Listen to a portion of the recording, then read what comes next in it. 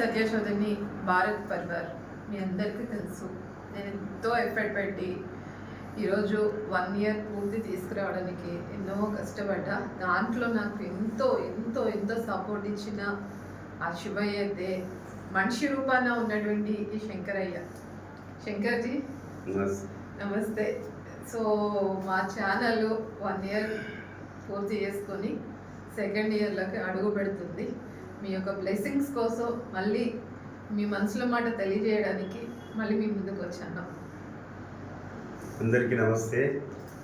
Bharat Parivar 1 year పూర్తి చేసుకున్న సందర్భంలో సత్య చౌదరి గారికి వాళ్ళ కుటుంబాలందరికీ అందరికీ నా ధన్యవాదాలు తెలుపుకుంటున్నాను.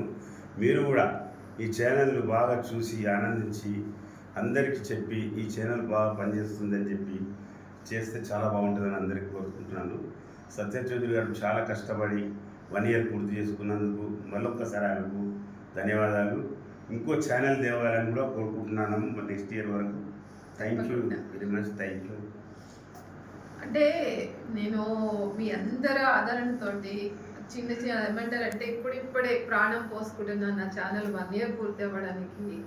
మీ యొక్క సహకారాలు కావచ్చు, అంటే ఎవరికి మీరు చెప్పినా కూడా ముందుకు వచ్చి నాకు దాన్ని ప్రోత్సాహం ఇస్తూ ముందుకు తీసుకెళ్తున్న సందర్భంలో ఈరోజు మనం చూస్తున్నాము ఇండియా మనకు ఉన్నటువంటి ఈ గొడవలు, ఈ మనశ్శాంతి లేని ఒక వాతావరణము ఒక భారతదేశం మొత్తం కంటే కూడా ఎక్కువ కనిపించింది మన హైదరాబాద్లోనే. భారతదేశం మొత్తం కంటే కూడా మన హైదరాబాద్లోనే ఎక్కువ ఎఫర్ట్ కనిపించింది.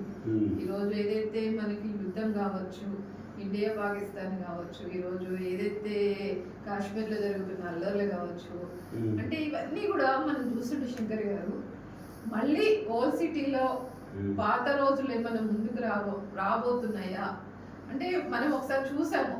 మీరు ఇక్కడ నేను చాలా చిన్నదాన్ని, స్కూల్కి వెళ్ళాలన్నా కూడా పక్కన శవాలను దాటుకుని వెళ్ళినటువంటి సందర్భాలు మనం చూస్తాం. మీరైతే ఇంకా చాలా చూస్తారు. మీకు ఎలా అనిపిస్తుంది అసలు ఈ రెండు దేశాల మధ్యలో ఈ గొడవలు కానీ ఇప్పుడు మన సైనికులు కోల్పోవడం కానీ ఇవన్నీ చూస్తే మీకు ఏంటి మీ అభిప్రాయం?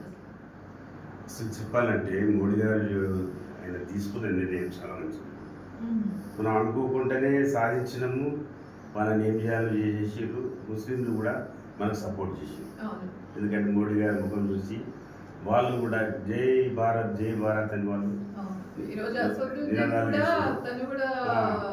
ఆయన ఎప్పుడు ఇండియా ఫ్లాగ్ నెత్తికి కట్టుకోలేదు అసదుద్దీన్ గారు. ఈసారి చూడండి మీరు, ఆయన నెత్తికి కట్టుకొని పాకిస్తాన్ ముర్దాబాద్ అంటాడు.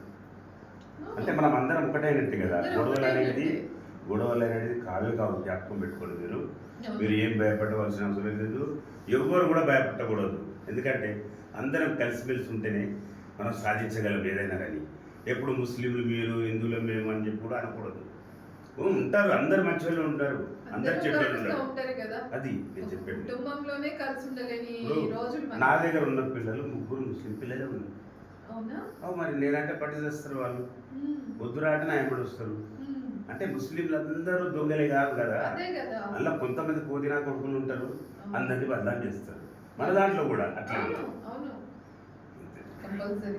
అంటే ఇప్పుడు మనకి ఎట్లా అయిపోయిందండి శంకర్జీ, హైదరాబాద్ అని కానీ హిందూ ముస్లిమ్స్ గొడవలు మళ్ళీ ఏమవుతుందో, మళ్ళీ పాత రోజులు ముందుకు వస్తాయేమో, మళ్ళీ కర్ఫ్యూలు వస్తాయేమో, మళ్ళీ 144 సెక్షన్స్ ఏమన్నా మళ్ళీ బామలకు తీసుకొస్తారా అన్న ఒక వాతావరణం అన్నది కనిపించే లోపే నరేంద్ర మోడీ గారు కానీ, మన సైన్యం కానీ, మనకున్నటువంటి సోల్జర్స్ కానీ అస్సలు ఊహకు అందరి విధంగా ఈరోజు సింధూర్ అని చెప్పి ఆపరేషన్ సింధూర్ అని ఇన్ని రకాలుగా ప్రణాళికలతోటి. నాకు ఒక్కటే చిన్న ఇన్ఫర్మేషన్ ఏంటంటే, ఢిల్లీ లెవెల్లో మీరు దీంట్లో కూడా ఇన్వాల్వ్ అయ్యారని ఒక విషయంలో తెలిసిందా? అంటే మోడీ గారి దగ్గర కావచ్చు, మీకు ఉన్న పరిచయాలు, మీకున్నటువంటి వ్యవస్థలో మీరు చాలా సందర్భాల్లో ఢిల్లీకి వెళ్ళొచ్చారని కూడా చూసాం మేము. ఏదైతే మనకి యుద్ధం జరుగుతున్న ఈ సందర్భంలో అంటే మీరు ఏ రకంగా పొలిటికల్కి రాకుండా వెనుక నుంచి మీ వంతు ఈరోజు తెలంగాణ ప్రజలకు ఇక్కడ నుంచి ఏదో ఒక లబ్ధి అయితే మీరు ఇస్తున్నారని మాకు ఒక ఇంటిమేషన్ ఉంది. దాని మీద మీరేం చెప్తారు? మనం అంత పెద్దవాళ్ళం కాదు వాళ్ళకి చెప్పేదంతా. మోడీ గారు కానివ్వండి, హోమ్ మినిస్టర్ కానివ్వండి, వాళ్ళంతా కలిసారా మోడీ గారిని కలిసారా? కలిసాను. ఉమ్. ఎందుకంటే అలాంటి ఉద్దేశం లేదు మనకు. ఉమ్. ఒకటే కోరుకుంటాం దేవుణ్ణి, అందరూ మంచిగా ఉండాలి. అంతే ఎన్నో కదా? కష్టాలు పడి ఇక్కడ వరకు వచ్చాము. అవును. ఎవరు అలా కాకూడదని నా కోరిక అంతే.